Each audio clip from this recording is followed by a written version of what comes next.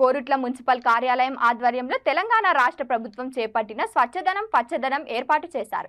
ఈ కార్యక్రమంలో municipal chairperson అన్నం లావణ్య అనిల్, వైస్ చైర్మన్ కౌన్సిలర్లు ఆర్పీలు పాల్గొన్నారు। మున్సిపల్ సిబ్బంది ప్రజలతో కలిసి ర్యాలీ నిర్వహించారు, అవగాహన కల్పించారు। ఈ సందర్భంగా మున్సిపల్ కమిషనర్ మాట్లాడుతూ పరిసరాలను పరిశుభ్రంగా ఉంచుకోవాలని, వ్యాధుల బారిన పడకుండా ప్రజలు జాగ్రత్త వహించాలని అన్నారు।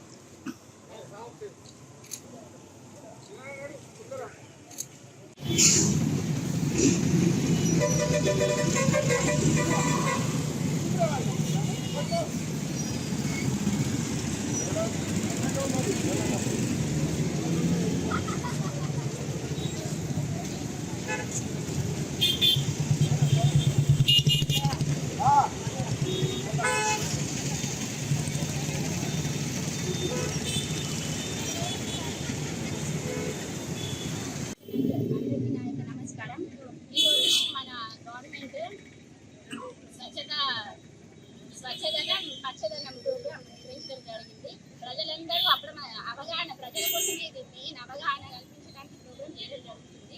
మెయిన్ ఇంపార్టెంట్ ఏంటి, రైనీ సీజన్ కొంచెం ప్రజలు నీట్గా ఉండాలి, అన్ని సీజన్లు వస్తాయి కాబట్టి ఇట్లా నీట్గా ఉంచుకుంటే మేము కూడా మ్యాక్సిమం మున్సిపల్ నుంచి ఎంత చేయాలని అంత నీట్గా వేసినాం, కానీ ప్రజలు కూడా మీరు కూడా కొంచెం మీ కాడ కూడా నీట్ వేసుకుంటే మీ ఇంటి ముందు చెప్పేయకుండా మున్సిపల్ నుంచి రాగానే వాళ్ళకి చెప్పేయడం, ఇంట్లో నీట్ పెట్టుకుంటే ఏ సీజన్ రావు।